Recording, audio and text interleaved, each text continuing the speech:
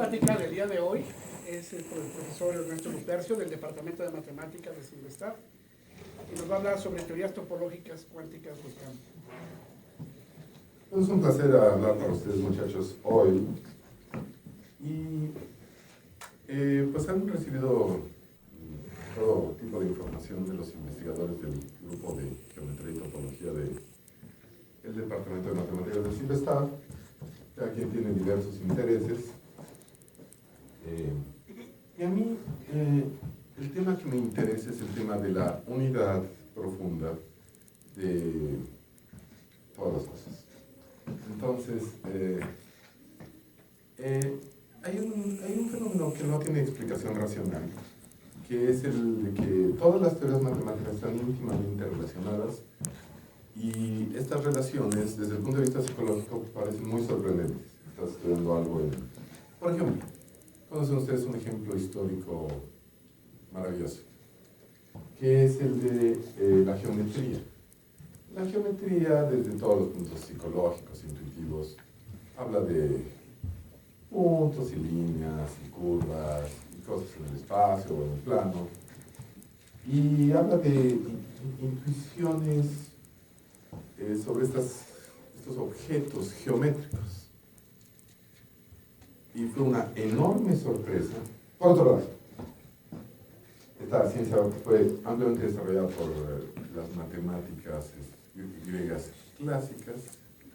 El clasicismo griego llegó a la obra monumental de los elementos de Euclides, donde se expone la primera gran teoría matemática de la humanidad, que es la geometría euclidiana. Es muy, muy profunda, extremadamente profunda, maravillosa. Y cuando ustedes estudiaron en la secundaria la geometría euclidiana, sintieron ese sentido de profundidad, que se estaban transportando a verdades eternas, profundas, sutiles. Después, por motivos filosóficos, místicos, prácticos, de comercio, de toda índole, la civilización islámica clásica desarrolló el álgebra. La palabra álgebra viene del árabe y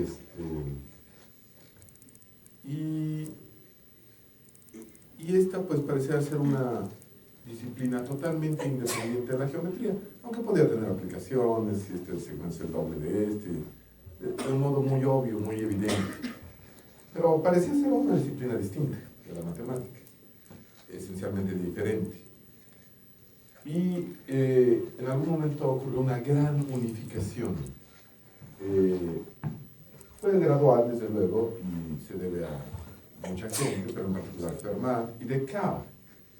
René Descartes produjo una profunda, una deslumbrante unificación en donde demostró que las verdades de esta ciencia islámica, el álgebra, eran equivalentes a las verdades de esta ciencia griega, la geometría euclidiana. Y esto fue una gran sorpresa.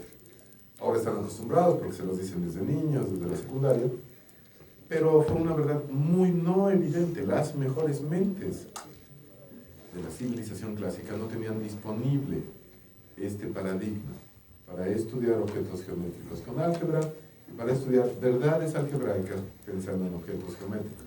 Ahora es tan intuitivo, tan parte de nuestro ADN cultural que no podemos ni imaginar cómo se veía el mundo antes de saber esto. Pero el mundo se veía muy distinto antes de saber esto, y ese fue un proceso de gran unificación.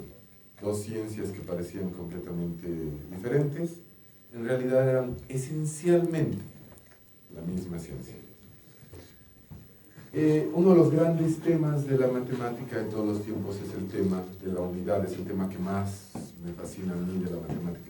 Todas las teorías matemáticas son distintos aspectos de la misma cosa, de la misma esencia, de la misma realidad de objetos platónicos. Y me gusta mucho escribir esto con la leyenda del elefante y los ciegos. ¿La conocen todos o no la conocen? Donde, bueno, es una cosa que me cuentan los niños, había un animal, ¿no? Yo no creo que venía en el libro de cuentos de los 70s, cuando yo era niño, había un animal y tenía ciegos y tenían que describir este animal, y uno decía, es como un árbol, y otro decía, no, es como una serpiente, y otro decía, no, es como un caballo, uno lo puede montar, y otro decía, no, es como un pájaro, tiene alas. Lo que ocurría era que un ciego estaba tocando la pata del elefante, otro ciego estaba tocando la cola del elefante, otro estaba montando el elefante, otro estaba tocando la oreja del elefante, que le parecía un ala. Y esta metáfora me parece exactamente lo que ocurre en matemáticas contemporáneas. Si te vuelves un experto en álgebra, entonces hay un objeto platónico matemático y lo tocas con la ceguera del álgebra, y quizás si no eres un experto en geometría, este objeto es un objeto platónico, tiene todas esas cualidades geométricas, algebraicas, probabilistas, analíticas, etcétera. Pero los distintos especialistas son distintos ciegos que están tocando este objeto de distintas maneras, y uno te dice, es como un árbol, ¿no? Mira, la combinatoria de este objeto, mira, el álgebra de este objeto, mira. Pero en realidad son nuestras distintas cegueras en acción. O como dice otra historia, estaba alguien ya muy borracho después de todos sus tequilas, y llegó a su casa y se le cayeron las llaves, ¿no? Y tiene que abrir la puerta y luego se le cayeron las llaves, ¿no? Entonces hay una lámpara, hay un farol público por acá y su puerta está acá, ¿no? Y entonces está buscando las llaves acá.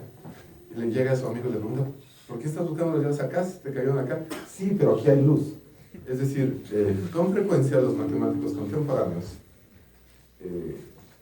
buscan donde hay luz, y porque es lo que sabemos, o sea, lo que sabemos es esta técnica, esta potente técnica que resuelve algunos problemas. No resuelve pero de todos modos, mejor que hagamos la pregunta, ¿no? Y buscamos acá.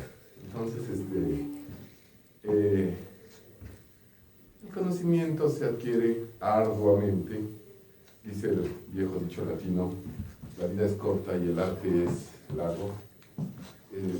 Se adquiere arduamente, no es labor de una vida humana, es labor de civilizaciones enteras, y nuestras pequeñas contribuciones ni siquiera lo son, porque los objetos platónicos existen independientemente de nosotros, y nosotros somos estos ciegos que tentativamente, con timidez, exploramos estos objetos con nuestras herramientas. Como el tema de la unidad es el que me interesa, también es el tema de la unidad entre no solo todas las ramas de la matemática que son una, sino entre todas las ciencias y todas las disciplinas intelectuales, el tema que me interesa. En particular, existe la profunda unidad entre la física y las matemáticas, que no son distintas ciencias, son distintos aspectos de la misma ciencia. Y en física, uno de los problemas más importantes de la física contemporánea es que algo parece haber roto esa unidad. Pero repasemos la situación. Otra vez, con mucha ceguera, muy tentativamente, la mente humana empezó a explorar los fenómenos físicos, y los empezamos a explorar con los procesos cognitivos que la selección natural nos otorgó, como la vista, el oído, el tacto, se hace lo que se puede, ¿no? Vemos en muy pocas frecuencias, oímos en muy pocas frecuencias, tocamos en muy pocas temperaturas. Parece casi una locura tratar de entender el mundo con habilidades tan limitadas de este mono desnudo, que con estas limitadas habilidades se atreve a querer comprender el mundo. Sin embargo, y este es otro milagro sin explicación racional, hay leyes matemáticas profundas que describen el mundo. ¿Por qué este es el caso? Nadie sabe, pero es otro aspecto de esta unidad. La física y la matemática no son dos cosas distintas, son la misma cosa. Porque supongan que un día invento el ajedrez. Y luego un día estoy estudiando partículas elementales y siguen las reglas del ajedrez. Seguramente pensaré yo que estoy soñando y que me voy a despertar en cualquier minuto, porque esto es imposible. Meter el ajedrez para jugar, y de pronto las partículas elementales están siguiendo las reglas del ajedrez. Estoy soñando y me tengo que despertar, porque esto de verdad es una locura. Pero el mundo no es muy diferente de este sueño. Porque, por ejemplo, por motivos estéticos, filosóficos, se piensa en las geometrías no euclidianas.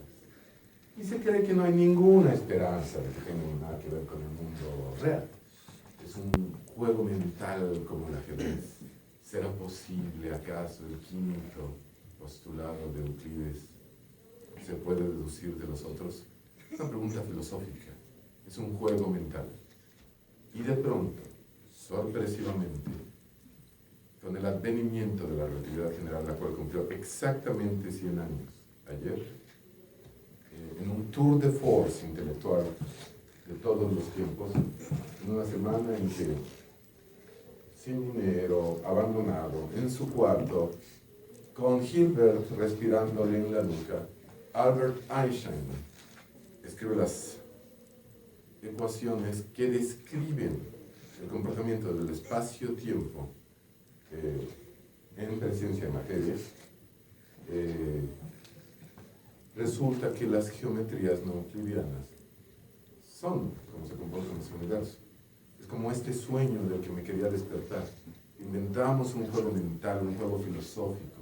¿Acaso el quinto postulado de Euclides se puede deducir de los otros? Y llegamos a la estructura de la realidad. La realidad se comporta como este sueño. Esto es muy extraño, pero muy hermoso.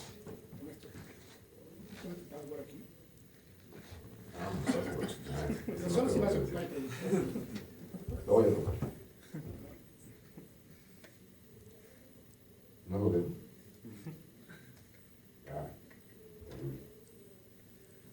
Muy bien. Entonces, el tema de la unidad es, y existe la unidad entre la física y las matemáticas. Bueno, ahora la unidad se ha roto y esto nos perturba a todos los días. Estamos sumamente confundidos. Cuando ustedes ven que la unidad se rompe, es hora de viajar al mundo de las ideas para tratar de restaurar esta unidad. Porque creemos que el mundo se comporta de modo racional. Entonces, hay una unidad que está rota. El mundo de lo muy pequeño se comporta de acuerdo a las leyes de la mecánica cuántica, que son maravillosas. El mundo de lo grande se comporta de acuerdo a las reglas de la relatividad general de Einstein. Y estos dos modos de ver el mundo son lógicamente incompatibles. No tenemos la menor idea de cómo unificar estas dos visiones del mundo, simplemente no sabemos. Y esta ruptura contemporánea de la unidad nos perturba. Algunos sospechamos, pero esto ya es una apuesta, una intuición, un atrevimiento, que Dios es geómetra, como dijo Einstein. Y si Dios, que es otra palabra para la unidad de todas las cosas, como diría Spinoza, es geómetra, entonces podemos tratar de iniciar un programa de unificación entre el mundo de lo muy pequeño y el mundo de lo muy grande por medio de la geometría. Pero hay algo más subyacente, más atávico, más profundo que la geometría, que es la topología. De esto habrán hablado algunas charlas ya a estas alturas de la semana, espero. Y la topología es una ciencia geométrica, pero cuando ustedes dicen geometría, hablan de metros, de la medida de las distancias, de la unidad entre el número y la forma, la medida. Sin embargo, hay una cosa que subyace a la geometría, que no es geometría, que es la topología. La topología habla de las relaciones entre los objetos geométricos, pero estas relaciones holísticas. Y es un ir y venir entre el reduccionismo y el holismo de los distintos componentes de un objeto geométrico. Los niños tienen intuiciones topológicas antes de tener intuiciones geométricas.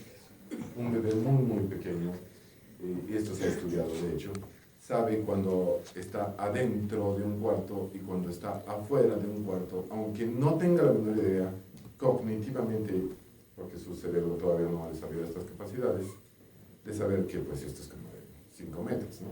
No tiene esta intuición de que esto es como 5 metros. Es más, un cuarto pequeño o grande, le puede costar mucho trabajo distinguir la diferencia, pero sabe si está dentro o si está afuera.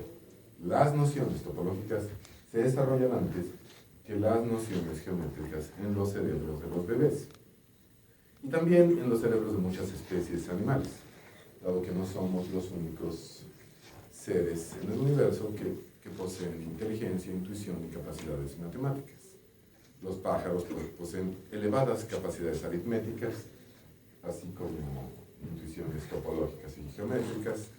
Y ya no se hable de inteligencias superiores como la de los chimpancés o la de bueno, algunas aves también tienen inteligencias muy desarrolladas, y desde luego algunos mamíferos como los delfines. Los pulpos son extraordinariamente inteligentes y todos tienen intuiciones matemáticas muy profundas. Entonces, queremos tratar de unificar el mundo de lo muy pequeño, la mecánica cuántica, y el mundo de lo muy grande, la relatividad general. Y un pequeñísimo paso descriptivo en este intento de unificación fue sugerido por las matemáticas de finales del siglo XX, finales de los 80 y durante los 90, gente con el nombre de Mike Latilla, Edward Witten, Graham Siegel, Martin Toncevich, Robert Dijkgraaf y Judy Manin y mucha otra gente empezaron a tratar de extraer alguna axiomática sencilla que nos ayudara a tratar de hacer este paso de unificación, entender qué forma va a tener al menos una teoría que trate de producir algún tipo de unificación entre lo grande y lo pequeño para restaurar esta unidad. Y hay algunas intuiciones que nos dicen que la teoría de las categorías y la topología algebraica son piezas fundamentales de este acertijo. Entonces, déjenme comenzar describiendo el mundo de lo muy pequeño.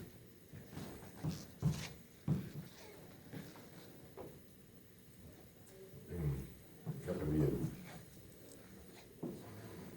logré perder la pintura para escribir un mundo de lo muy pequeño. No sé cómo le hice.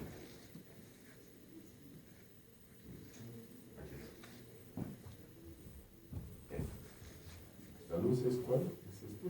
Perfecto. Bueno, suponga que tienen dos partículas. Les digo, dos posiciones en el espacio. Y hasta esto es cuestionable. Porque ¿quién ha visto un punto? No sabemos si no es solo una quimera un punto. No sabemos qué significa tener un punto. Pero de momento, supongamos que tienen dos puntos. Aquí, este punto y este punto. Y lo que quieren es, si tienen una partícula, digamos un electrón o el Homer de Esther Gordillo o lo que sea, quieren saber cuál es la probabilidad de que va a pasar por Q si sé que empezó en P. ¿Cuál es la probabilidad? En la mecánica clásica newtoniana, dependiendo de Q, la probabilidad es 1 o 0, dado que es determinista. O las ecuaciones de Newton describen que en efecto P pasa por Q, o describen que en efecto P no pasa por Q. Y ya, la probabilidad es 1 o 0. Y el camino clásico, este camino gordito aquí, este camino en negrita, en línea un poco más gruesa, indica el camino que las ecuaciones de Newton clásica darían para esta partícula. Si tengo P, tengo Q, estas ecuaciones de Newton describen este camino. Sería Q1 la probabilidad o 0, si no pasa por ese camino. Dan las fuerzas y todas las situaciones en que se encuentra la partícula. En el mundo de Lagrange, en el mundo de Newton, en el mundo de Hamilton, aunque no eran tan ingenuos para ser honestos, pero ustedes imaginan que un ser humano, por ejemplo, está hecho de muchísimas partículas, muchísimas. Pero todas se comportan deterministamente, ¿verdad? Todas se comportan deterministamente, siguen las ecuaciones de Newton, no hay otra, no las pueden violar de ninguna manera, y entonces el hecho de que la mano de Cervantes escribió en un lugar de la Mancha, de cuyo nombre no quiero acordarme, estaba completamente determinado por las posiciones de todas las partículas en el año, digamos, para poner algún origen, el año cero, el año del nacimiento de Jesucristo. En la posición de todas las partículas, calculan un gran hamiltoniano y entonces pueden predecir que Cervantes va a escribir en un lugar de la Mancha, de cuyo nombre no quiero acordarme. Lo deja a uno perplejo esta visión de la mecánica clásica.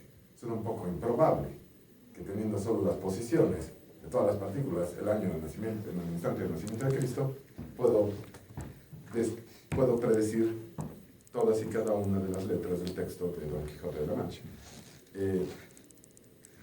No eran ingenuos, ni Hamilton, ni Lagrange, ni Newton. Ellos sabían que había algo un poco extraño en todo esto. Pero decían, bueno, estoy tratando de describir el movimiento planetario y estas cosas, y este movimiento parece totalmente predecible. Sin embargo, experimentos más y más finos con la materia, y es difícil hacer experimentos a nivel fino de la materia. El primer experimento que la gente hace a nivel fino de la materia es el fuego. El fuego te permite empezar a hacer experimentos a nivel atómico,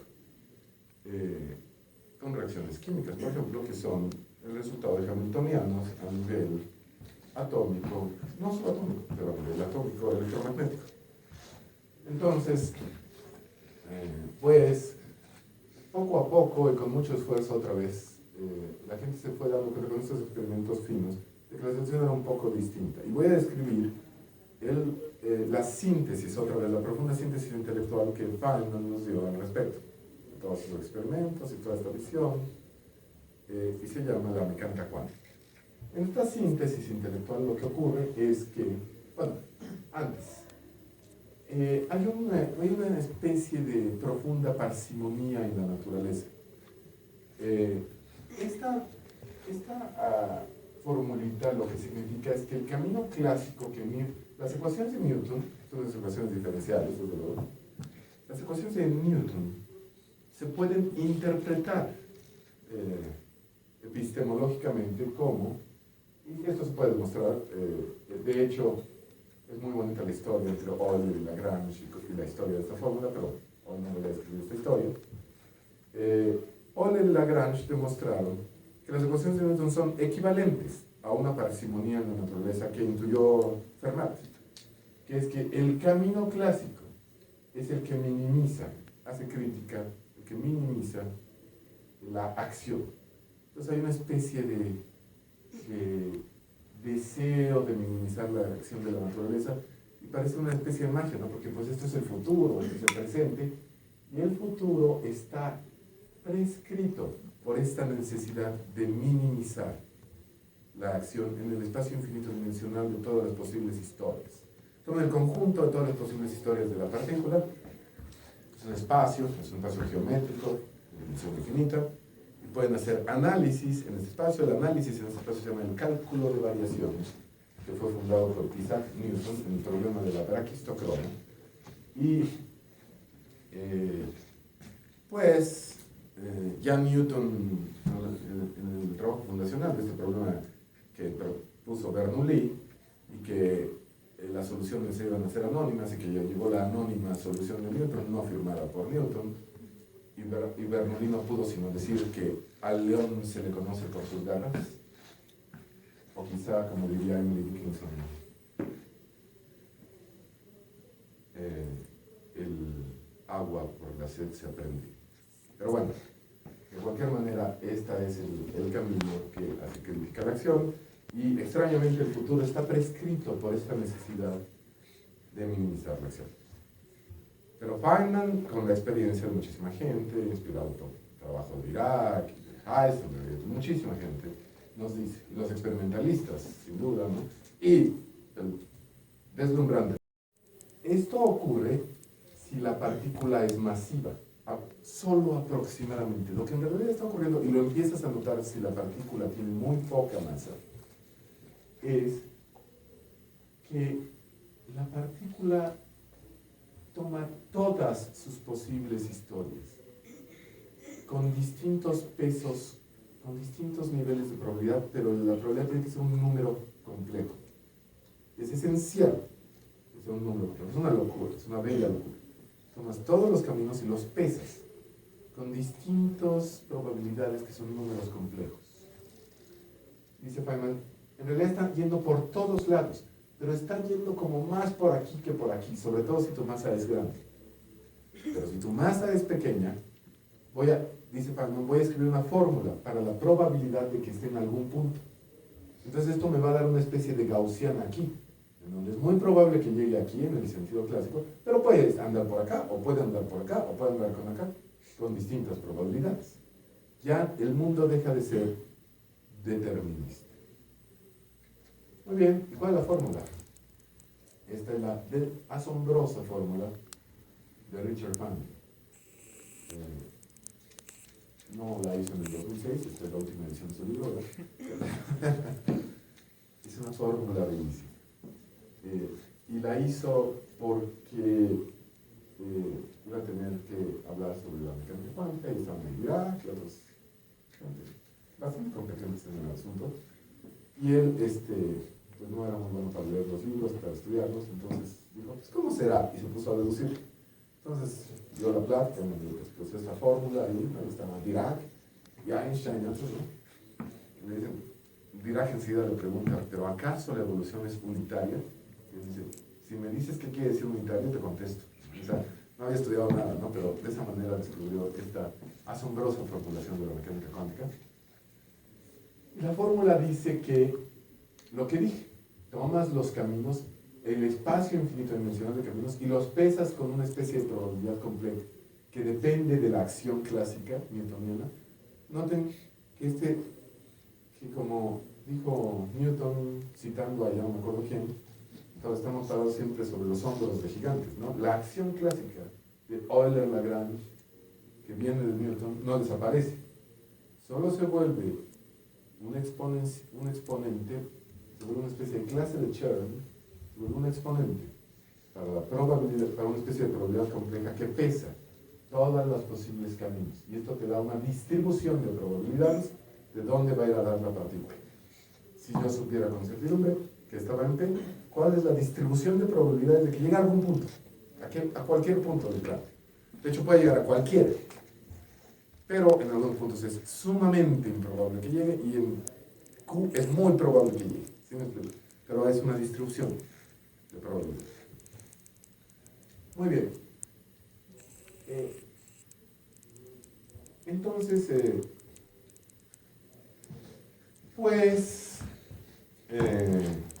esto tiene relación con la formulación de la mecánica cuántica debida a Paul Dirac. Paul Dirac formuló la mecánica cuántica en términos de los espacios de Hilbert. Los espacios de Hilbert son objetos del análisis funcional que estudió Hilbert, tratando de generalizar el álgebra lineal a dimensiones infinitas. Cuando tratas de generalizar el álgebra lineal a un espacio de dimensión infinita, lo que te sale es la teoría se llama el análisis funcional, la teoría de operadores y la teoría de espacios de Hilbert.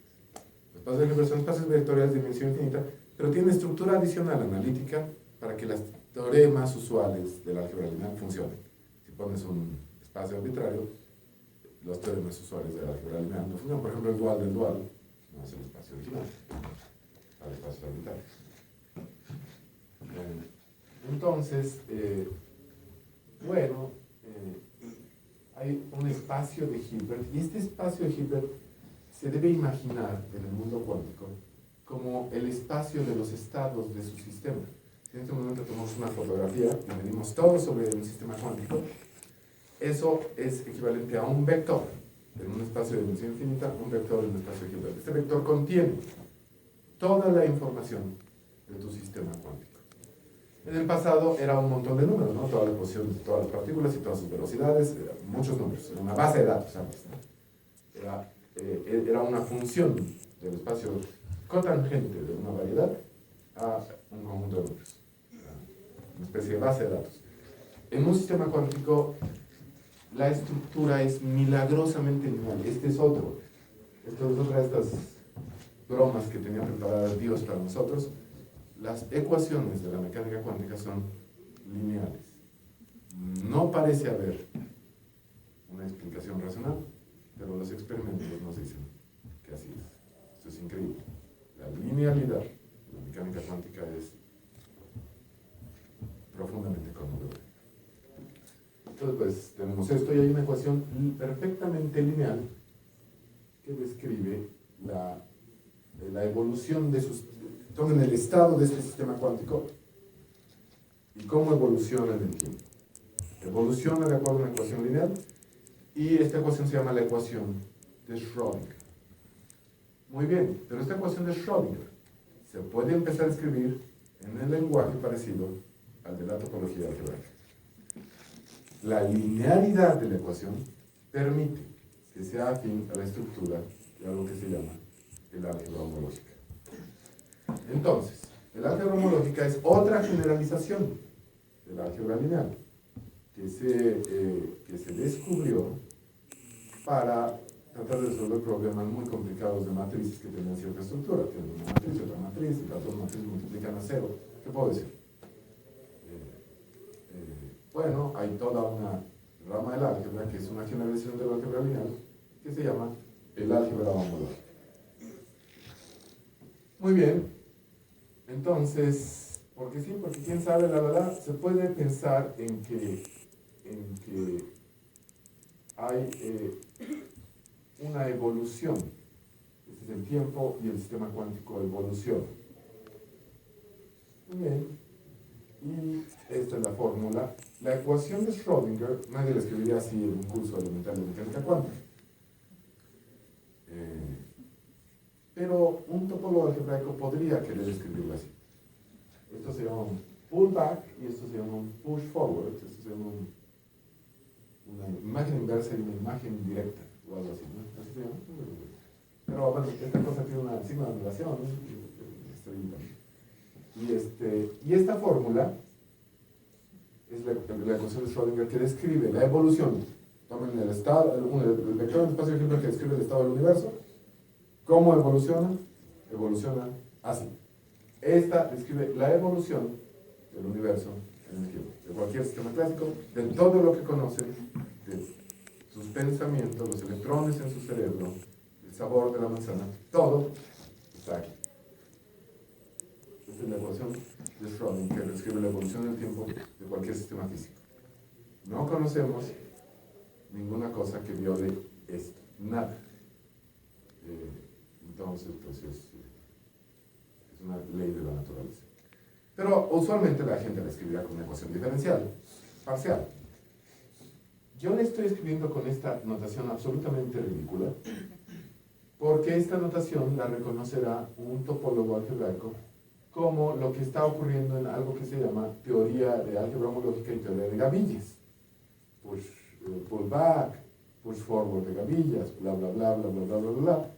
Esta cosa viene de la topología algebraica. Y entonces uno puede escribir la ecuación de Schrödinger en el lenguaje de los elementos de la topología algebraica. Bueno, ¿y eso para qué? Pues eso para decir, bueno, esta fórmula puedo tratar de aplicarla a otros contextos ahora en matemáticas. ¿Por qué no le pido a la naturaleza que me inspire para escribir nuevas y bellas estructuras matemáticas? Escribir una nueva estructura matemática no es trivial. Si tú escribes unos axiomas a lo baboso, pues dicen en inglés garbage in, garbage out, ¿no? Depende de lo que le metas a una cosa, pues lo que va a salir, ¿no? Si vas a lo baboso, baba te saldrá, ¿no? Quiero decir, escribir buenas estructuras matemáticas no es trivial, es un arte, es un sutil arte, es como la esquizofrenia, ¿sabes? Es como cuando tienes que sentarte y escuchar. ¿Sabes? Hay unas pequeñas voces que te están hablando. Pero no se oyen muy bien, entonces tienes que dejar que estas voces te hablen con claridad, ¿no? Lo cual no es nada fácil. O sea, el mundo está en confusión, existe la tragedia de Facebook, que se ha comido los cerebros de los seres humanos, ¿no? Y ha atrapado a toda una generación en la imaginación de un muchacho no muy brillante de licenciatura de Harvard llamado Mark Zuckerberg, ¿no? Y como dice Sadie Smith, en Facebook te pueden gustar películas y te pueden gustar, pero no te pueden gustar, no hay ninguna opción de Facebook que diga cuál es tu teoría matemática favorita. Entonces, tu personalidad está disminuida a una abstracción ridícula de tu personalidad y has perdido tu tridimensionalidad, tu sutileza, tus ambiciones intelectuales, tu deseo de comprender el mundo, ¿no? En un mundo que tiene tanta, francamente, estupidez y distracción, es muy difícil escuchar estas voces, ¿no? Estas sutiles voces, esta unidad spinoziana, ¿no? Que quieren filtrarse y decirte algo. No solo eso, ¿no? Sino el carrerismo, como dicen en inglés, ¿no? Simplemente hacer carrera por carrera y no seguir tu profunda vocación con una pasión imparable, ¿no? Hace que la gente haya, alguna gente, no toda, hay gente notable, distinguida, ¿no? Y gente que es totalmente fiel a la pasión por el conocimiento, por entender, por dejar que esta unidad spinoziana se exprese de alguna manera, ¿no? Pero bueno, en un mundo también de distracciones es extremadamente difícil oír estas voces de la unidad spinoziana, ¿no? De cualquier manera, la ecuación de Schrödinger, ¿verdad? Y ahora, bueno, lo que queremos hacer es reescribir estos axiomas en otros universos matemáticos. En particular, hay evidencia de que un modo productivo de tratar de entender el mundo, bueno, un modo muy productivo de entender el mundo es imaginar que está hecho de partículas. Esto ha resultado increíblemente productivo, el modelo estándar de partículas elementales y todo el paradigma, el zeitgeist de lo que ocurre en el Large Hadron Collider, el acelerador de partículas en Ginebra, Suiza, vive dentro del paradigma de pensar que el mundo está hecho de partículas. Pero resulta que, ¿por qué no? Puedes pensar que es que no las vi suficientemente cerca, las partículas. Si me acerco aún más, estos eran tubitos muy delgados. Tubitos muy delgados. Y bueno, aquí represento, ya engordé los tubitos topológicamente, ¿no? Y en realidad esta figura era esta. En realidad las partículas eran cuerditas, muy pequeñas. Que para verlas tengo que excitar las energías que ni el acelerador de partículas de Ginebra, no hay esperanza que excite las partículas para que vaya toda la reacción cuerdas. No. Entonces puede que sí, puede que no, pero bueno, vamos a ver qué pasa en matemáticas, ¿no? En física es una atrevida hipótesis sin evidencia hasta el momento. Sin embargo, en matemáticas ocurre algo muy interesante. Si pienso en que esto es una interacción, digamos, dos partículas o una partícula que tiene un proceso de dispersión, entonces puedo relacionar la teoría de partículas, las teorías físicas de lo muy pequeño, con la teoría de algo que se llaman las superficies de Riemann, que es una bellísima, asombrosa teoría matemática descubierta por Bernard Riemann en la segunda mitad del siglo XIX y que es una de las teorías matemáticas más bellas de toda la historia, la teoría de superficies de Riemann. Muy bien, entonces la idea es la siguiente. Supongo que tengo un proceso de interacción de partículas, bueno, de cuerdas, que está descrito por esta superficie de Riemann. Una superficie de Riemann es un dibujo como este, que tiene algunas cuerdas que entran, algunas cuerdas que salen, pero esta cuerda se dividió en dos cuerdas aquí y esta cuerda se dividió en dos cuerdas aquí, pero estas dos cuerdas se unieron en una cuerda y ahora ya son tres cuerdas. Y luego de todas se unieron y son una gran cuerda, pero se separaron en dos cuerdas aquí, pero aquí se separó otra vez y ya son una, dos, tres, cuatro cuerdas. Imaginen que van rebanando esta superficie y les da un proceso de cuerdas. En este momento que se llama una singularidad, aquí, es como un 8, el corte. Si corto aquí, dibujo, le da un 8 aquí, que son dos cuerdas que apenas y se tocan. Se acaban de enamorar estas dos cuerdas apenas y se tocan, pero todavía no son una.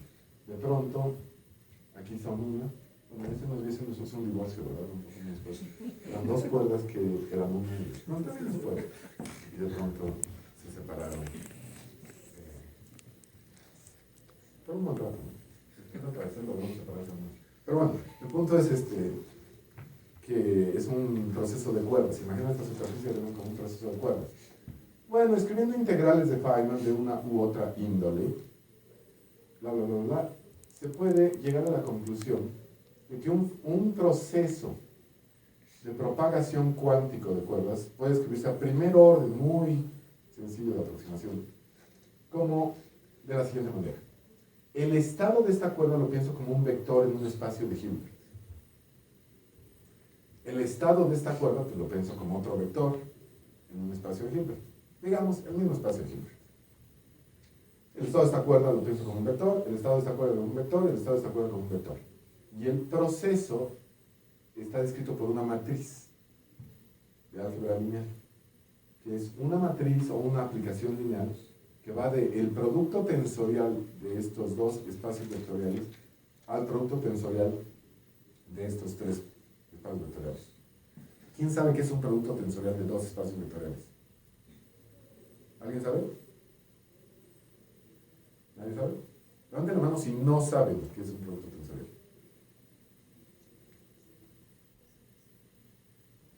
¿Tú sí sabes?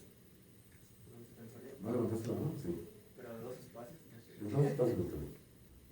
Los dos espacios vectoriales, ¿qué es un producto tensorial? ¿Alguien sabe? Digo, levanten la mano si no saben qué es un producto tensorial. Perfecto, excelente. Les puedo enseñar algo. Qué bueno. Un producto tensorial es... ¿Alguien sabe qué es el espacio dual de un espacio vectorial? Levanten la mano si no saben qué es el espacio dual de un espacio vectorial. Quiere decir que... ¿Alguien sí sabe? ¿Quién sabe? ¿Tú sabes allá atrás qué es... ¿Tú sabes qué es el espacio dual de un espacio vectorial? El espacio dual. El espacio dual. De dimensión finita. Tengo un espacio vectorial de dimensión finita, que es el espacio dual. Levanten la mano si no saben. Tú tienes que levantar la mano. Levanten la mano si no saben qué es el espacio dual de un espacio vectorial. Tú sí sabes. ¿Qué es el espacio dual? Ven, por favor. Ahí, hay un espacio vectorial. Ven. Bueno, solo estoy bien, pero según yo es el espacio No te de preocupes, todas normal, las pero no importa. funciones Lo importante no es estar que bien. van del espacio Es vectorial al intentarlo. campo. Eso. Estar bien da igual. Lo importante es no cesar, ¿no? Robert Potts decía que hay dos tipos de matemáticas, los inteligentes y los estúpidos. Los inteligentes tienen que ser muy inteligentes, los estúpidos tienen que tener determinación absoluta. En lenguaje más cotidiano se podría decir que están los guapos y los que se aperran. Entonces, si eres guapo no tienes que hacer nada, pero puedes no ser guapo y aperrarte y tener éxito de cualquier manera. Es decir, la determinación es absolutamente fundamental. Bueno, esto está casi bien. Ven. Está casi bien, pero le falta una palabra. ¿Qué señal? Es, pon lineal. Es que no estaba del todo segura. Casi segura que era. No sé qué es un campo. ¿Qué es un campo? Pues sobre el cual tomas el espacio vectorial. Muy bien. Vamos a ver este campo. De rosas. ¿Qué es un campo? ¿Sabes qué es un campo? Sí, es un dominio entero en el cual... Un campo es algo donde se puede sumar y se puede multiplicar.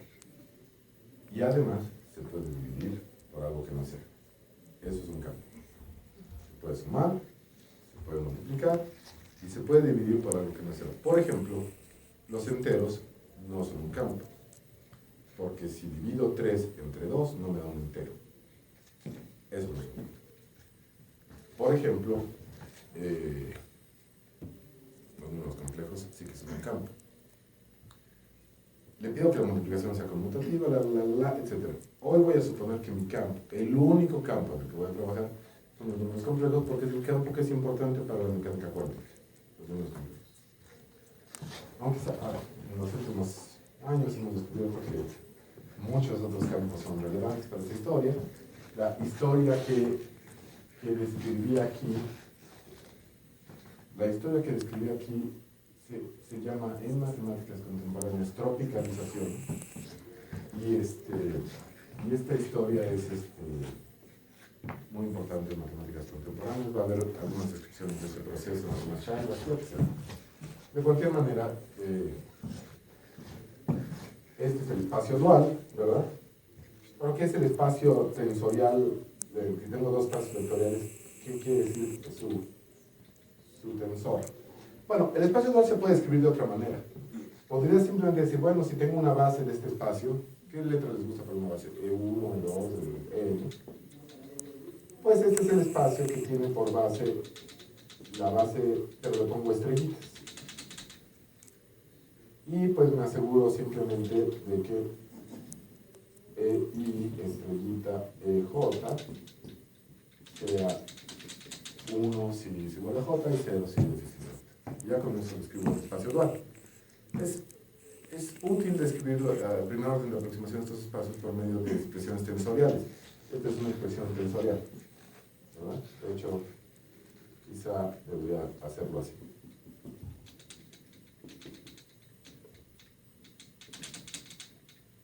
Y para hacer más conceptual, sería ahí. La expresión tensorial describe completamente el espacio dual. De la misma manera, el espacio, se llaman expresiones tensoriales porque más generalmente pues, sirven para escribir todo tipo de tensores. Entonces, ¿cómo se escriben los tensores de aquí? Bueno, si este tiene base E1, EM, y este tiene base, digamos, EP1, EPM, pues los tensores se describen así. Entonces, en otras palabras, a primer orden de aproximación, el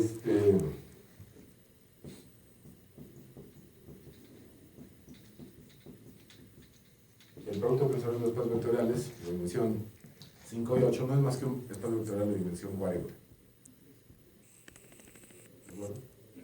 Tomo 5 generadores de ese espacio, tengo 8 y pues hago 40 generadores para un nuevo espacio.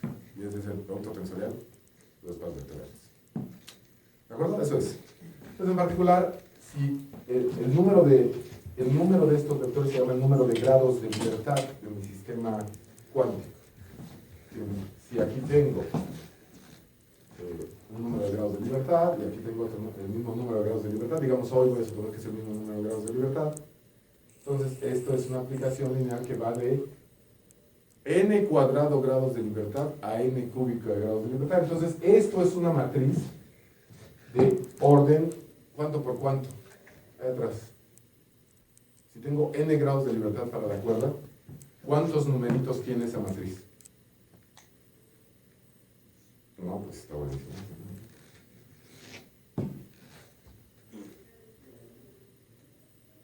Si tiene n grados de libertad, entonces va de un espacio de dimensión n cuadrada a un espacio de dimensión n cúbica. Esa matriz, ¿cómo se ve?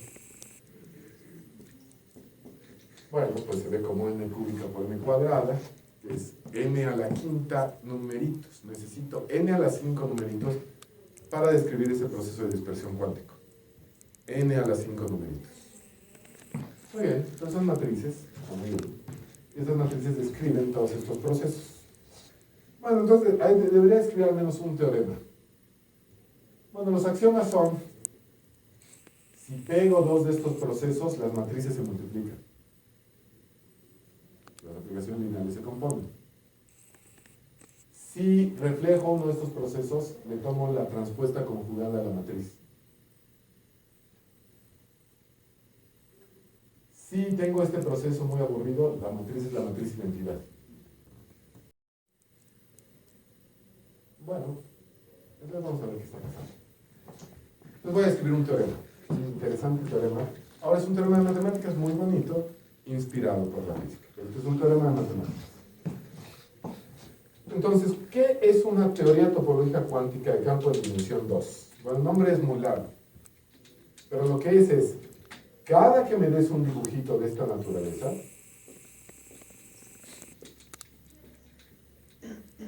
yo tengo una aplicación lineal del espacio vectorial, que antes lo llamaba H, y de pronto cambié la letra H por A. A es igual a H. ¿De acuerdo? Pero ahora la voy a llamar A. Bueno, cada que tengo un dibujito de estos, tengo una aplicación lineal, en este caso de A tensor A. Si fueran 3 círculos sería A tensor A tensor A. Si fueran 4 círculos serían A tensor A tensor A tensor A. A, el número de círculos acá es 1, es A nada más. ¿De acuerdo? Tengo esta aplicación lineal. Es decir, una matriz, equivalentemente a una matriz n por n cuadrado. Entre sigma, esta aplicación lineal le llamo sigma. Y a la matriz le voy a llamar m sigma, que es del tipo n cuadrado. La aplicación de la matriz de la aplicación lineal. Es lo mismo tener la matriz que tener la aplicación lineal. ¿Sí se acuerdan de ese teorema de álgebra lineal? Anaranjado, ¿cómo te llamas? ¿Sabes por qué es lo mismo tener una matriz que una aplicación lineal? ¿Quién sabe? Porque ahí, tú sabes. El espacio de las matrices es isomorfo al espacio de las transformaciones. O sea, algebraicamente. ¿Por qué es isomorfo? ¿Cómo demuestras este isomorfismo? A cada transformación le asocias la matriz representación, dado una base. ¿Y cómo se define esta matriz? Se aplica la transformación a la base y luego se expresa esos vectores como combinación lineal de otra base y se ponen por columnas. Muy bien, esa es la respuesta, correcta, totalmente correcta. Hay un modo para a cada aplicación lineal asociarle una matriz. No tengo la aplicación lineal que la matriz. Muy bien, eso es muy bueno. Y entonces, pues, aquí tengo una base. Digamos, esta en particular le voy a llamar mu a esta aplicación lineal, que se llama el par de pantalones este. Entonces, porque vagamente se compara el pantalón. Y si tengo aquí un vector en el espacio vectorial A y otro vector en el espacio vectorial B, a este vector, que el par de pantalones me entrega, porque es una aplicación lineal de aquí para acá, le voy a llamar A por B. Le voy a llamar A por B. El par de pantalones me define una multiplicación en el espacio vectorial. Y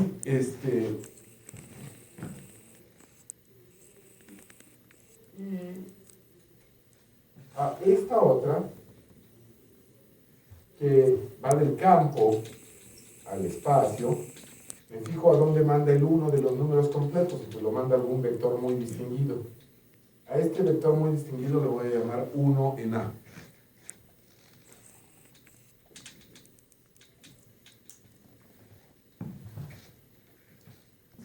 Lo voy a llamar 1 en A ese muy distinguido vector. El otro epsilon, a cualquier vector me da un número complejo. Si le doy cualquier vector, epsilon me entrega un número complejo dado cualquier vector. Epsilon se llama una traza, así se llama, una traza. Por ejemplo, bueno, voy a llamar una traza. Muy bien. Entonces, por ejemplo, este vector 1, teorema, 1 por cualquier cosa con esta multiplicación definida aquí, es cualquier cosa. 1 es la unidad de esta multiplicación. Demostración. Esto es 1 y esto es cualquier cosa. Esto es la identidad. Esto es 1 por cualquier cosa. Pero esta superficie topológica es igual a esta. Y esto es no hacer nada. Esto quiere decir que 1 por cualquier cosa es lo mismo que no hacer nada. Eso quiere decir que 1 es el 1 de la multiplicación. Porque esta es difeomorfa a esta. Es homeomorfa o difeomorfa en dimensión 2 es lo mismo. Es homeomorfa, es difeomorfa, es homotópicamente equivalente, es topológicamente lo mismo. Entonces 1 por cualquier cosa es lo mismo que no hacer nada. A por B es A por B. B por A es lo mismo, porque es la misma superficie topológica. Entonces A por B es igual a B por A. Existe se llama un Den twist, se llama una torcida de Den, no sé cómo se llama. Es como un trenzado de las patitas estas.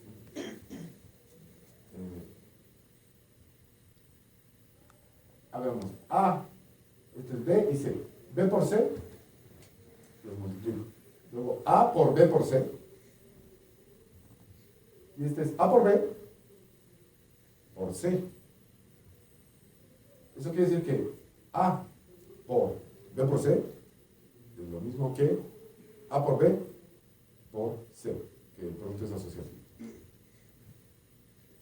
Esto representa la asociatividad del álgebra. Este difeomorfismo es equivalente a la asociatividad del álgebra. Esto quiere decir que la traza es no degenerada, no lo voy a decir. La traza es no degenerada. Esto quiere decir que esta álgebra se llama una álgebra con dualidad de Poincaré, así se llama, o álgebra de Frobenius. Y esta es la dualidad de Poincaré. En otros cursos ustedes verán esta expresión, pero la dualidad de Poincaré es equivalente a este dibujito. Y entonces existe un hermoso teorema que dice que es lo mismo tener una teoría dos-dimensional topológica cuántica de campo que una álgebra con dualidad de Poincaré. Es exactamente lo mismo. Por ejemplo, todas las álgebras que aparecen como la cohomología por medio de ciclos del producto de intersección de ciclos en variedades diferenciables son teorías topológicas cuánticas de campo en dimensión 2.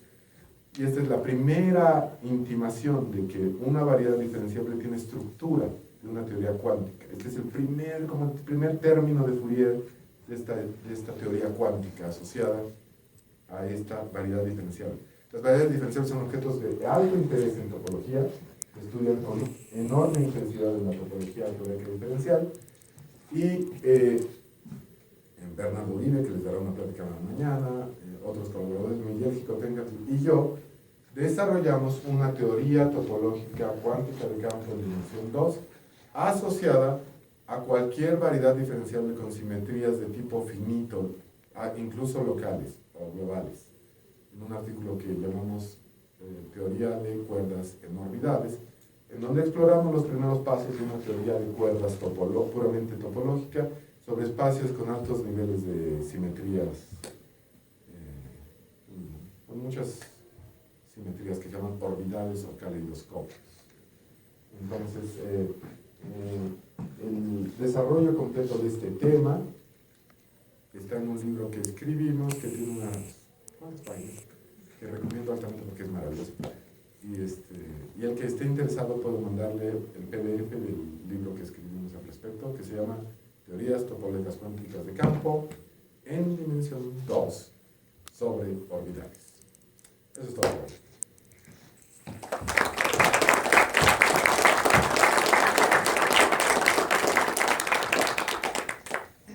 ¿Preguntas para Ernesto?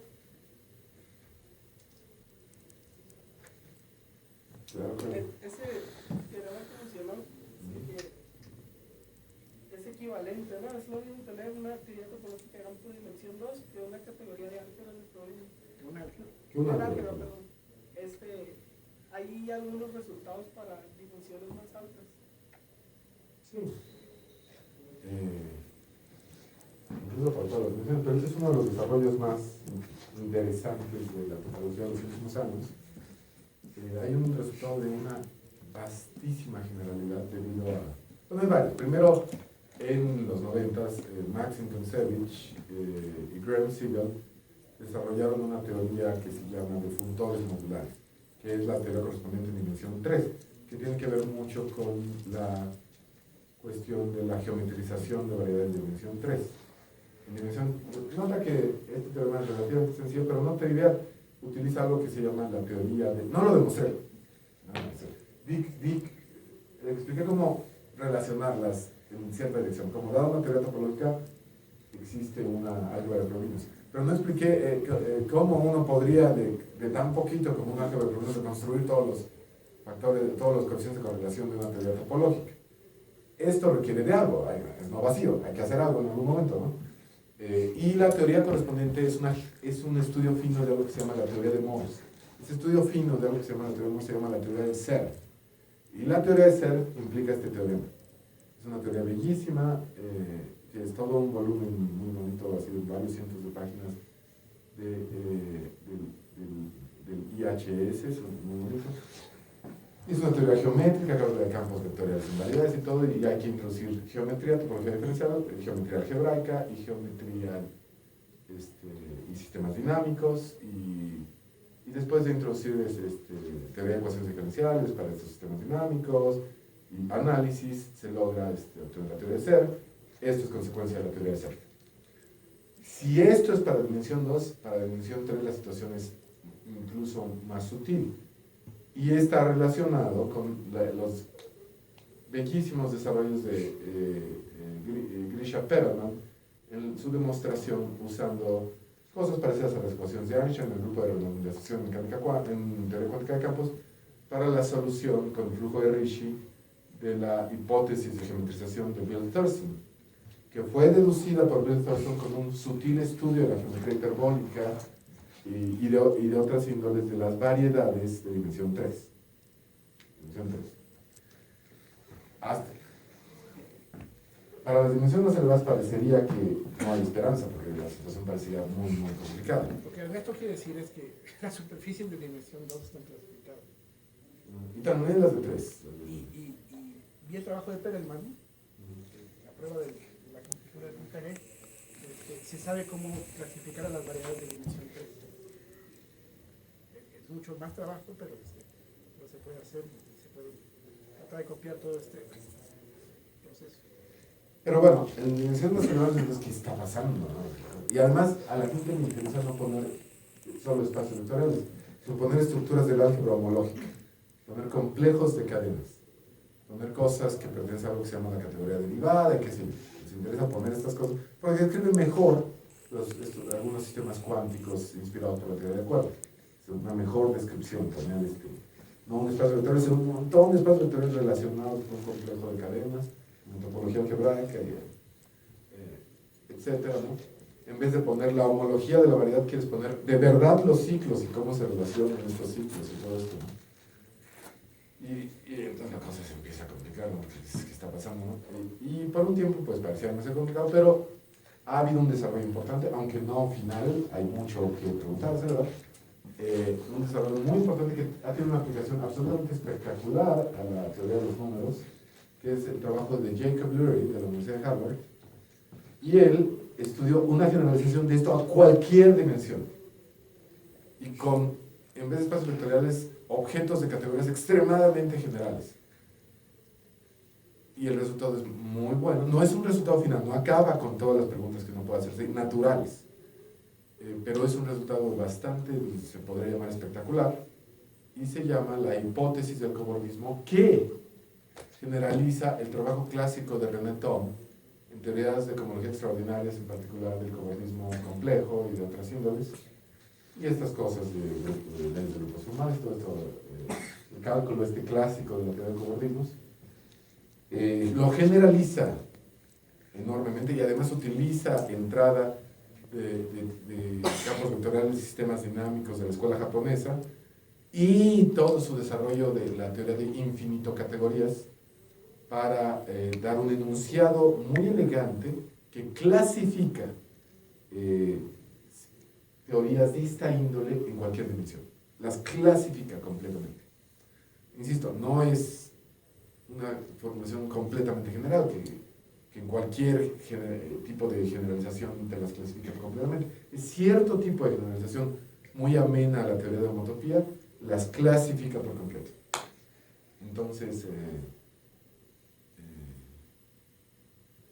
por otro lado, la producción de alguna de estas teorías en alguna dimensión puede ser un trabajo muy profundo. Por ejemplo, una de estas teorías, y comprenderla, se llama la teoría de Gromov-Witten. Y esto pues ha dado algunas medallas Fields, como la medalla Fields de Maxim Kontsevich. En dimensión 4 hay algo que quiere ser esto, que se llama la teoría de Donaldson, y esto le dio la medalla Fields a Donaldson por su trabajo sobre este tipo de teoría en dimensión 4. Recientemente en dimensión 6 se han encontrado teorías relacionadas con esto que, por Edward Witten, que ayudan a entender el caso de la homología de Covenant. En el caso de dimensión 3, el trabajo de Edward Witten, que lo relacionó pues, con el complemento de un nudo, con nudos y con las Wilson Lines y toda esta historia, se llama la teoría de Chern-Simons, y le dio la medalla Fields a Edward Witten, la producción de esta teoría en dimensión 3. Así es que en dimensión 2, 3 y 4 ha habido medallas Fields, así que ustedes saben, pueden pedir la suya cuando produzcan un ejemplo potente en otra dimensión. Pero incluso no entendemos bien por completo la teoría de Chern-Simons, y no entendemos bien por completo la teoría de Young-Mills, y la teoría de Donaldson, y ciertamente no entendemos por completo estas nuevas teorías que Witten ha maravillosamente escrito y que expresó en las pláticas de Leibniz en algún momento aquí en el Departamento de Matemáticas. Así es que hay mucho trabajo para ustedes, esto está apenas comenzando, y estos son los aspectos matemáticos que son relativamente inocentes, porque en cierto sentido carecen de dinámica. Las preguntas que de veras vienen de la física son inclusive más sutiles y llenas de todo tipo de aspectos muy emocionantes, que incluirán cuestiones analíticas profundas. Tenemos, por ejemplo, un proyecto Miguel y yo sobre entender un aspecto de la teoría de Chern-Simons, que es cierto producto que se llama el producto confuso, producto de Kohn, la fusión con la confusión, y en términos geométricos, usando ideas de Gram-Segal, etcétera, etcétera. Pero puedes leer mi libro introductorio, que solo tiene 400 páginas, donde puedes ver las bases de todo esto, las cuestiones más elementales al respecto de todo esto. Te lo puedo dar. ¿Más preguntas? Comenta. Algunas veces me ha pasado que le comentó a un maestro que creo que no te define tu formación totalmente, sino que toda tu formación son herramientas para atacar diferentes problemas. Bueno, a nosotros que nos interesa la investigación. Y ha habido respuestas como miradas de ingenuidad.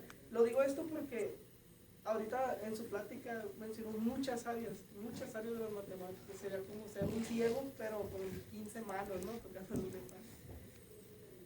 Los ciegos permanecemos. Sí, todo esto es bella y profundamente misterioso, ¿no? Y la verdad es siempre mucho más sutil que toda nuestra imaginación. Entonces, hay un verso muy famoso de Shakespeare, ¿no? Que tiene mucho de verdad, ¿no? El punto es que la verdad es muchísimo más sutil, ¿no?, que todos nuestros intentos por aprenderla epistemológicamente, ¿no? Sin embargo, no puedo imaginarme, para muchachos de esta edad, solo debo decir que no puedo imaginarme nada más emocionante que ser parte de la aventura científica contemporánea. Estos no son mis únicos intereses. Tengo intereses en otras cosas, como en biología y en cuestiones de historia y filosofía de la ciencia. Y hay docenas de ramas de la ciencia, la matemáticas siendo una de ellas, que se conectan con todas las otras ramas de la ciencia, todas. Y no puedo imaginarme una vida más estimulante y emocionante que dedicar la vida, los minutos de la vida, a esta aventura humana que es tocar y escuchar y ver qué pasa. Es siempre eternamente sorprendente. Yo sigo tan emocionado y tan sorprendido como cuando tenía 12 años, no menos que entonces. ¿Alguna otra pregunta?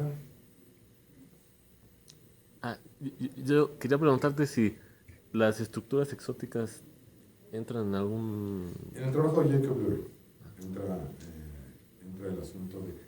Esto ha sido difícil. Bueno, también, famosamente el trabajo de Donson, esta teoría que se extiende con teoría de Floer, o como... no se ha logrado hacer todos los axiomas, pero el libro de Donaldson sobre teorías de Floer explica cómo es una estructura como esta.